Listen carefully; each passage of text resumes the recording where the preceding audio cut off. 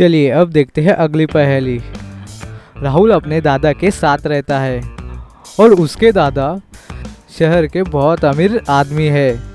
दादा मरने से पहले राहुल को अपने खजाने के बारे में बताते हैं और राहुल को एक ग्लास की बोतल देते हैं जिसके अंदर एक खजाने की ताले की चाबी होती है।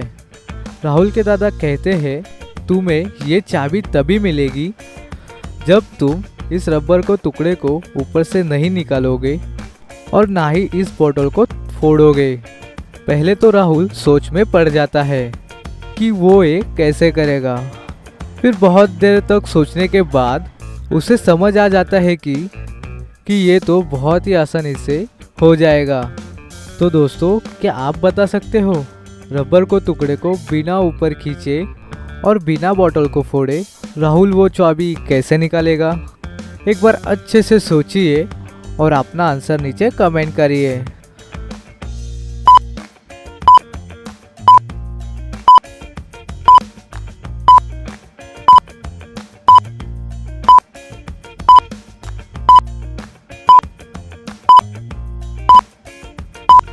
तो दोस्तों, क्या आपने इसका आंसर ढूंढ लिया?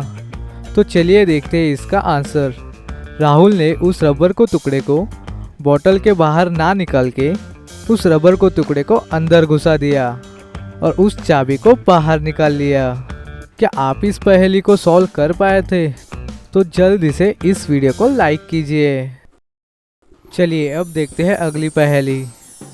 एक बहुत ही सक्सेसफुल बिजनेसमैन रोहन बिल्कुल ही अपने घर में अकेले रहते हैं। उनके दोस्त राहुल जो कि पड़ोस में ही रहता है और रोहन के हर मुश्किल में वो साथ देता है। राहुल उनके घर आता है। फिर रोहन कहते हैं राहुल, मुझे कुछ दिनों से ठीक नहीं लग रहा है। अगर मुझे कुछ हो जाता है तो मैं अपनी सारी प्रॉपर्टी तुम्हें दे दूंगा। फिर अचानक से एक दिन रोहन की मौत हार्ट अटैक से हो जाती है और उनके मरने के कुछ दिनों बाद एक आदमी कुछ पेपर लेके आता है और राहुल से कहता है मैं उनका कज़न हूँ और उन्होंने पहले ही सारी प्रॉपर्टी मेरे नाम कर दी थी। राहुल को पता था कि वो आदमी झूठा है, तो वो पेपर लेके डिटेक्टिव के पास जाता है और सच का पता लगाने को बोलता है। डिटेक्टिव उन पेपर को अच्छे से देखते हैं और डिटेक्टिव समझ जाते हैं कि वो आदमी झूठ बोल रहा है और ये पेपर्स नकली है। तो दोस्तों, क्या आप बता सकते हैं कि डिटेक्टिव को कैसे पता चला कि वो पेपर नकली है? एक बार अच्छे से देखिए और अपना आंसर नीचे कमेंट करिए।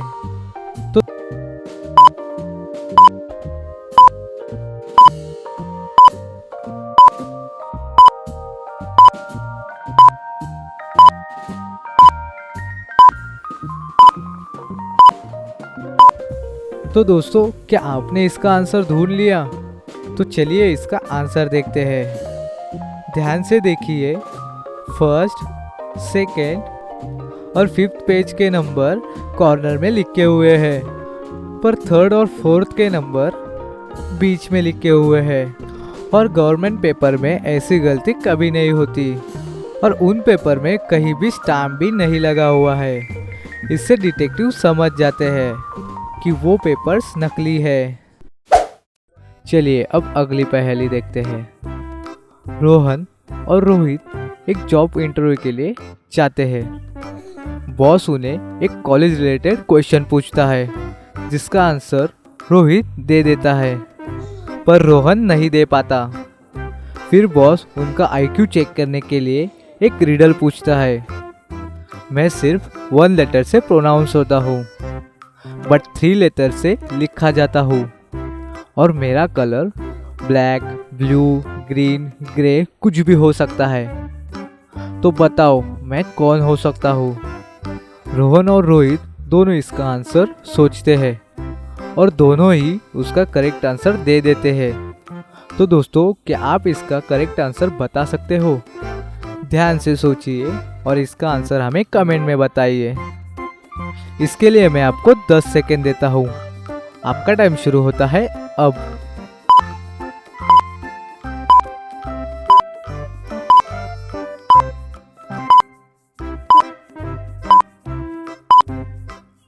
चलिए दोस्तों इसका आंसर देखते हैं। तो दोनों ने उसका आंसर बताया आई। आई आई के तरह प्रोनाउंस होता है, जो एक सिंगल लेटर है, जो कि लिखा जाता है 3 लेटर में। और आँख ब्लैक, ब्लू, ब्राउन, ग्रे इस कलर के होते हैं। दोनों ने उसका आंसर कर दिया था। बॉस ने उन्हें और एक टेक्निकल क्वेश्चन पूछा, तो इस बार भी रोहित उसका आंसर दे देता है, लेकिन रोहन नहीं दे पाता। तो बॉस रोहित को जॉब दे देते हैं, बट रोहन को नहीं देते। चलिए अब देखते हैं अगली पहेली। तो दोस्तों ये पहेली थोड़ी डिफ़िकल्ट होने वाली है। इस पहेली में आपको बताना है, अगर 3 मुर्गी 3 दिन में 3 अंडे देती है तो 9 मुर्गियाँ 9 दिन में कितने अंडे देती होगी। तो जैसे मैंने आपको बताया कि इस पहेली का आंसर थोड़ा डिफ़िकल्ट होने वाला है, तो जल्दी से इसका आंसर सोचिए और हमें कमेंट में बताइए। तो इसके लिए मैं आपको 10 सेकेंड देता हूँ। आपका टाइम शुरू होता है अब।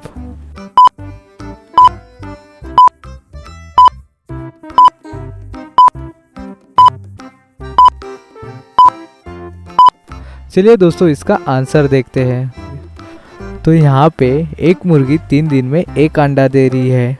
तो अगर हम इससे अच्छे तरह से कैलकुलेट करें तो 9 मुर्गी 9 दिन में 27 अंडे देंगे।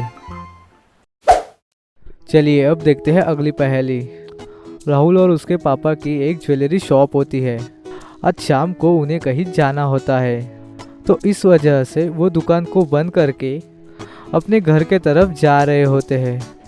तभी उसे कांच टूटने की आवाज़ आती है, वो भी उसी डायरेक्शन में जिस डायरेक्शन में उनकी दुकान होती है।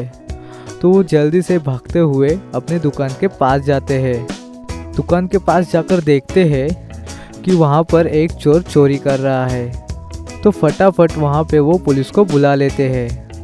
पुलिस वहाँ आकर चोर की तलाशी करते हैं, लेकिन उसके पास तो कोई ज्वेलरी नहीं होती।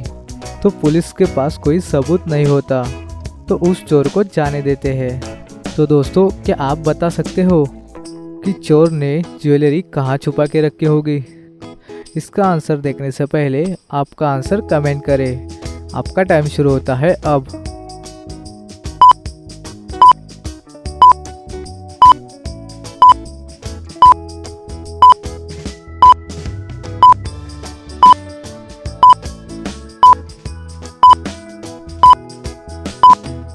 तो चलिए इसका आंसर देख लेते हैं।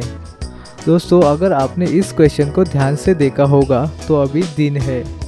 दिन में भी उस चोर ने अपने हाथ में एक टॉर्च पकड़ी हुई है, लेकिन दिन में तो उस टॉर्च का कोई भी काम नहीं है। तो इसका मतलब ये हुआ कि उसने उस टॉर्च के अंदर ज्वेलरी छुपा के रखी है। तो दोस्तों क्या आप इसका आंसर दे पाए थे? हमें कमेंट्स में ज़रूर बताइएगा। अगर आपको ये पहेली पसंद आई है तो इस वीडियो को जरूर लाइक कर देना। अपने फ्रेंड्स को भी ये वीडियो जरूर शेयर कर देना और हमारे चैनल को सब्सक्राइब जरूर करना, क्योंकि ऐसी ही मजेदार पहेलियां हम इस चैनल पर लाते रहते हैं।